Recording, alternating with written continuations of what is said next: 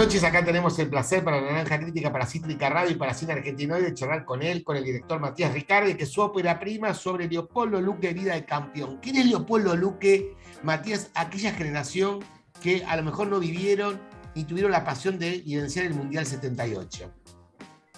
Bueno, para mí, buenas noches ante todo, para vos y para todos tus oyentes. Bueno, Leopoldo Luque para mí, primero y principal, era uno de mis ídolos. Yo empecé a ir a la cancha en la década del 70, bien entrada la década del 70, que después, cuando empecé a conocer más de la vida de Leo, coincidió también con su llegada a River y coincidió con el Mundial 78. Entonces, como mis ídolos eran Filiol, Pasarela, Luque, el Beto Alonso, los jugadores de River, obviamente en el Mundial yo quería que les vaya bien a ellos, aunque todos después nos enamoramos de los Mario Kempes, de los Bertoni, de los Ardiles, Olguín, y en principio esa fue mi primer contacto con Luque, ¿no?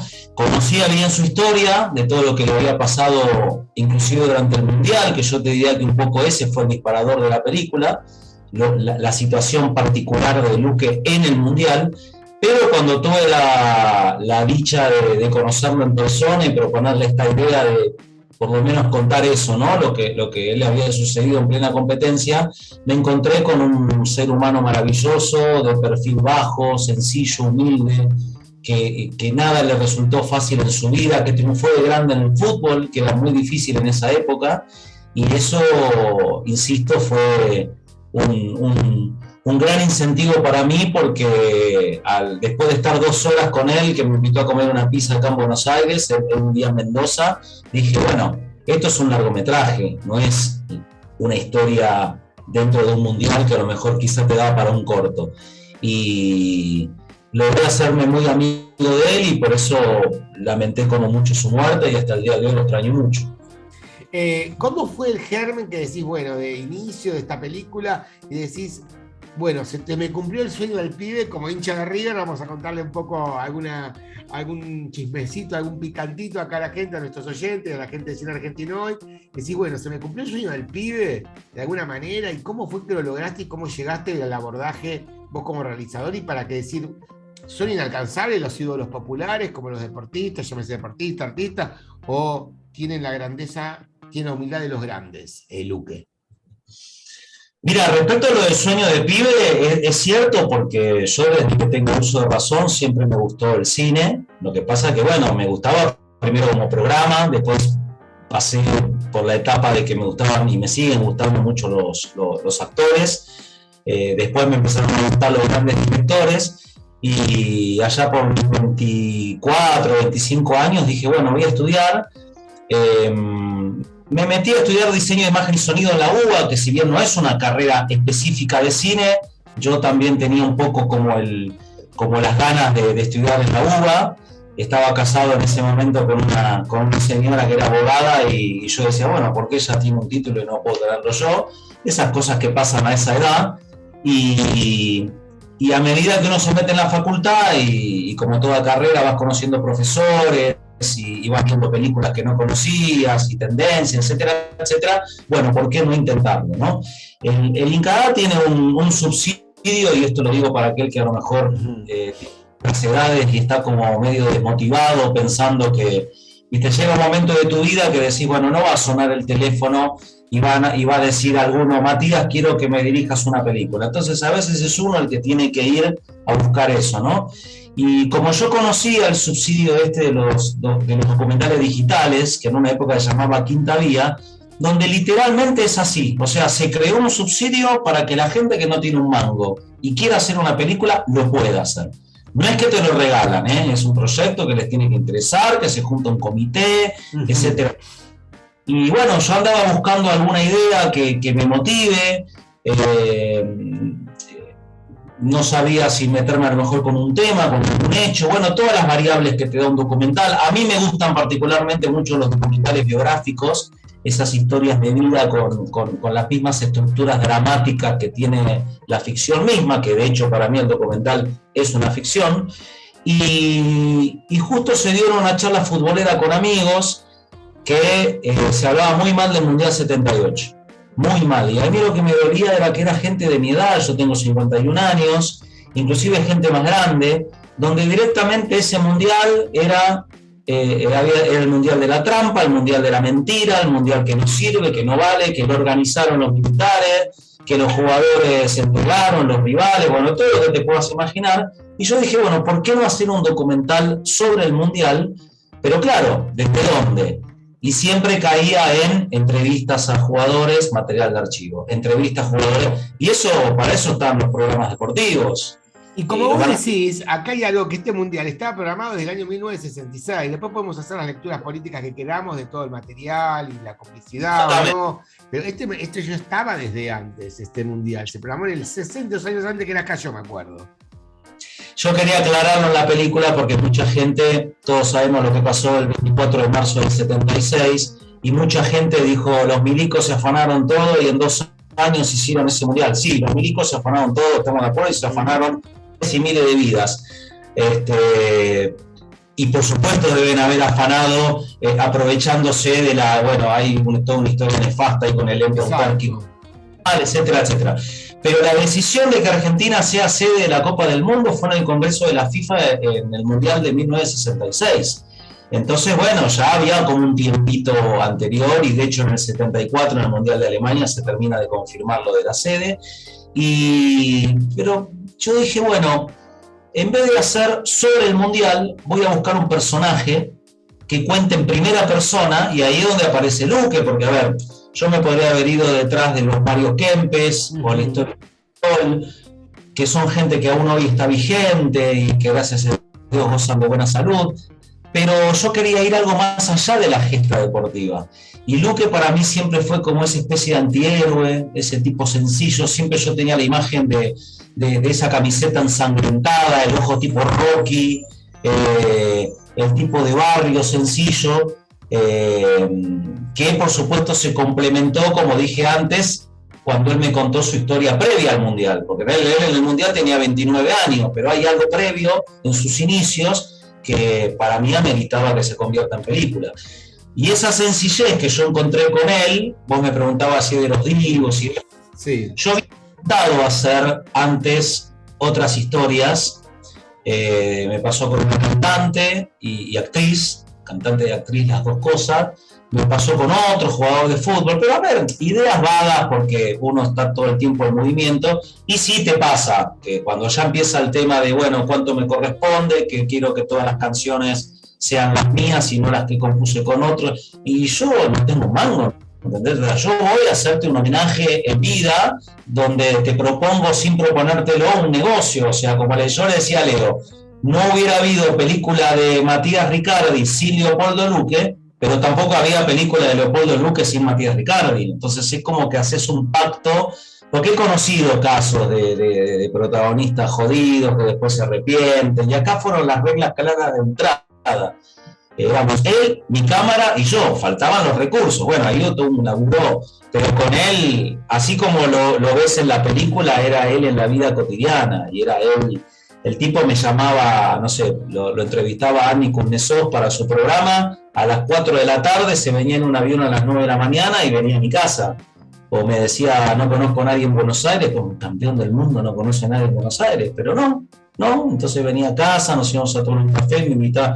Fue un proceso de 4 años y la verdad que en el medio, como no salimos a filmar tipo producción importante, donde decís, bueno, me tomo 3-4 semanas para filmar. No, acá a medida que nos entraba guita del Inca, filmábamos en Santa Fe. Rendías, nos entraba la otra cuota, Mendoza. Rendías, nos entraba. Entonces en el medio, Leo, nos hicimos muy amigos. La verdad que bueno, y tuviste el placer, que bueno, nos ha dejado por el coronavirus este año, que él pudo acompañarte en toda la gira por Santa Fe, por Mendoza. ¿Cómo fue ver el producto terminado? De que fue el partícipe, que vos tuviste también acompañamiento de él y que pudo llegar a verlo, aunque no se haya pasado en el espacio Inca Común, que vamos allá de la General Paz, todo lo que es el proyecto ¿no es cierto? ¿Cómo lo evidenció y cómo lo tomó él? Mira, fue algo increíble porque en todos esos encuentros que yo te contaba mientras íbamos editando la película, Leo no quería ver nada. O sea, le mostré como un tráiler que edité yo, que no es bueno, el tráiler definitivo lo edité yo también, pero digamos, le iba como mostrando, no quiero saber nada, no quiero saber nada. Y en marzo del 2019 nos invitan de Mendoza en el Festival Grava, que fuimos simplemente a participar en una sesión de producciones mendocinas, que si bien esta película es producción de Inca, pero se filmó en Mendoza y hubo mucho apoyo de los gobiernos de Mendoza, tanto provinciales como municipales, y ahí Leo vio la película por primera vez. Y nada, para mí fue increíble, porque el tipo se lloró todo. Y él después me decía, es muy fuerte ver tu vida en pantalla, y él que era, no te digo muy cinéfilo, pero le gustaba mucho el cine, no podía creer en pantalla grande ver su propia película. Igualmente el momento de quiebre que tuvo él fue en Santa Fe, porque yo hablé hay espacio Inca en Santa Fe, entonces ahí tuve que llamar a un señor que tiene un cine, de esos viejos cines que nos gustaban a nosotros, ¿no? Donde sacás la entrada en la puerta y demás. Los que te comías el maní con chocolate, 3 películas, esas antiguas salas enormes, hoy transformados en templos. En el cine, ni pochoclo ni maní con chocolate. Aparte de maní chocolate, en ese momento mi vieja no me lo compraba porque era caro. No sé ahora, pero bueno, vimos la película ahí, y ahí con sus amigos de la infancia, con su maestra que fue a ver la película, con sus hijos, con todos sus afectos, el tipo se quebró. Me llegué hasta a asustar inclusive porque estaba muy nervioso, pero estuve muy contento. Y la tercera vez que la vimos fue en Mendoza, también en un cine en Maipú, que ese sí es espacio Inca, el cine imperial, que es maravilloso. Entonces tuve la suerte de tener varios recorridos. Yo ayer en la presentación en el Gomón, más allá de las sensaciones encontradas y esto del sueño del pibe, todo, era la primera vez que yo presentaba la película solo. Y para mí fue muy fuerte que hubiera 2 micrófonos y yo estoy solo. Y él, que tenía mucha más experiencia que yo en entrevistas y todo, la tenía atada, y es más, había que soltarlo porque si no la gente iba a decir, bueno, Leo, un día charlamos con vos, pero queremos ver la película. Así que fue duro eso, pero por suerte la vimos, le hicimos una proyección en River, porque él trabajaba de captador de talentos de la zona Cuyo, ¿no?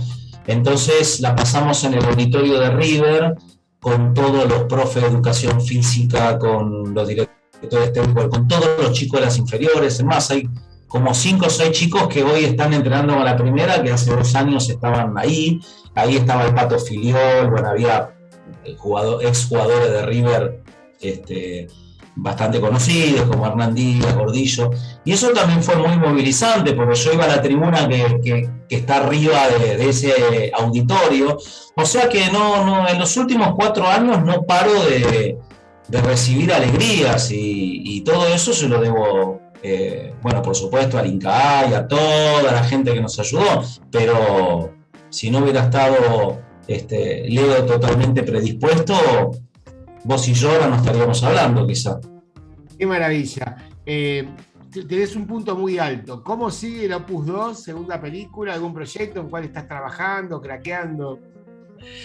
Bueno, por supuesto que esta experiencia tan maravillosa que es hacer una película, cosa que recomiendo fervorosamente, no quiero quedarme los años que me toque de vida hablando de Leo. Es como que también uno necesita hacer un cierre, y hay cosas sueltas, viste, como todo, ¿no? Cosas que uno empieza y las guarda pensando que es una porquería, cosas que quedaron dando vuelta. A mí me gusta mucho el guión, la escritura, entonces soy como el típico que, no sé, agarrás los 7, 8 libros de guión y hice todo lo que dicen que hay que hacer, ¿no? Desde arrancar por la mitad, desde grabar, transcribir escenas que uno escuchó en un bar, todo eso lo tengo.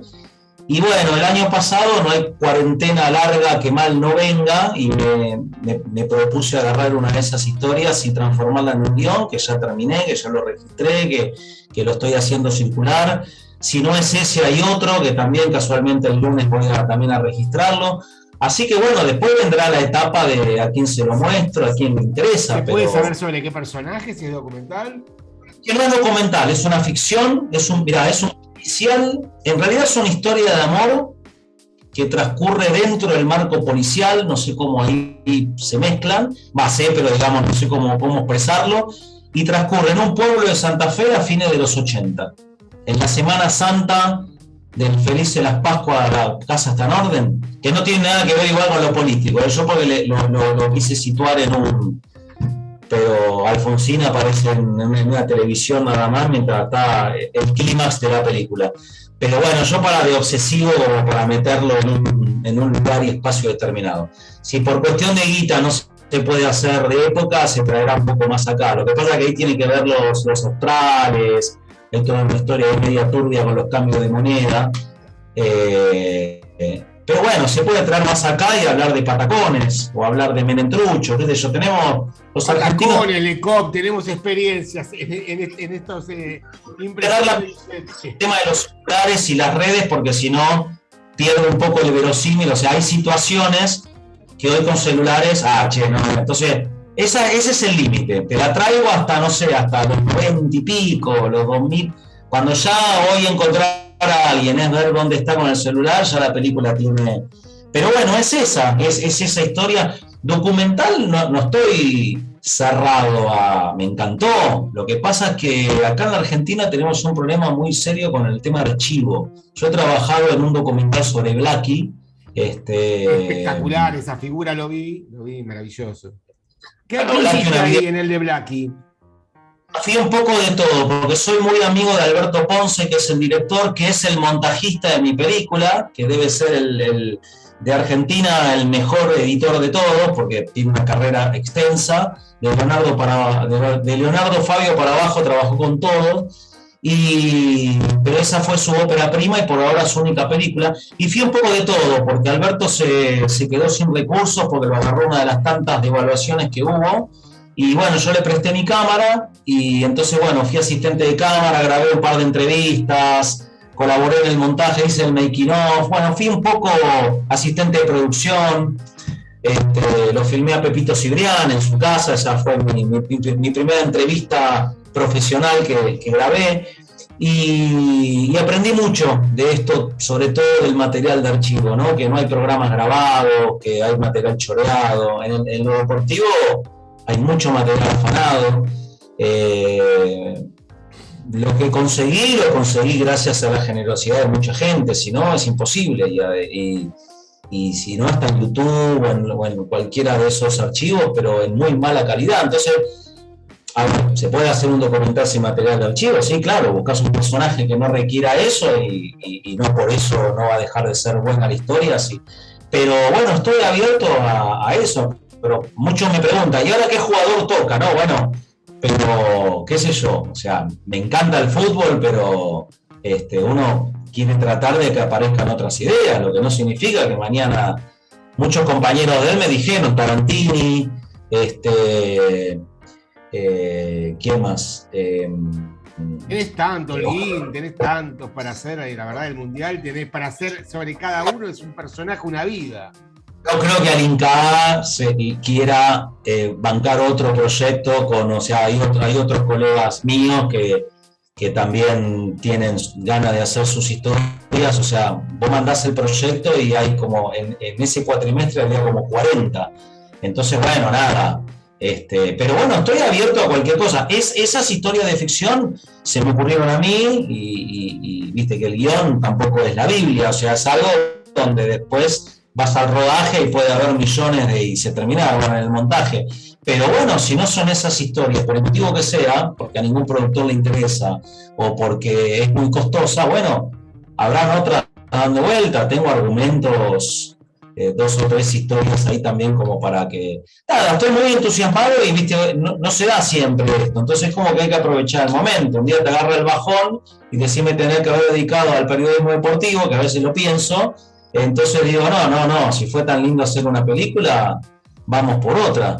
Tenés que buscar, que fue auspiciado por Deportea, nuestra casa amiga también, que es Buscando a Panzeri, sobre la figura del periodista deportivo Dante Panzeri, por un director también, Sebastián Coan Eskenazi, que es maravilloso.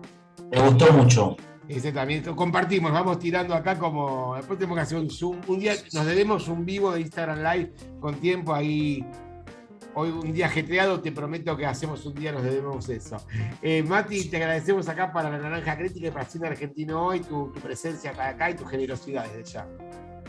Perfecto, me gustaría solamente pasar el chivo del cine y los horarios, ¿puede ser? Como no, yo a veces no lo digo por la temporalidad, pero bueno, mientras estamos, dale. Total, cualquier cosa se edita. Exacto. Bueno, no, la película se estrenó ayer, jueves 5 de agosto, en el Cine Gaumont, Espacio Inca, y bueno, en principio va a estar hasta el miércoles 11, y tiene 2 horarios, las 15 y las 18, y ya saben cómo es esto, que cuanto más gente vaya, más posibilidades hay que después quede unos días más en cartel. Y después posiblemente cuando se emite, seguramente el martes que viene o en Cítrica, vemos, seguramente va a haber una semana, fíjate, googlealo en el Inca, pero seguramente va a ser así, va a estar más días, una semana más, así que bueno, invitamos a los oyentes, no te pierdas de ver Leopoldo Luque, Vida de Campeón, lo quiero decir bien, acá dirigido por Matías Ricardo y... Leopoldo Jacinto, Vida de Campeón. El Luque no está. Quería decir, Leopoldo Jacinto, Vida de Campeón. Leopoldo Luque no estoy. Matías, muchísimas gracias acá por estar con nosotros y por tu generosidad. ¿Cómo? Gracias por tu generosidad y por tu tiempo. Por favor, gracias a vos. Entonces, Leopoldo Jacinto, Vida de Campeón, dirigida por Matías Ricardo, y ahora la dijimos bien. Muchísimas gracias, Matías. Me quedo con vos en privado. Gracias.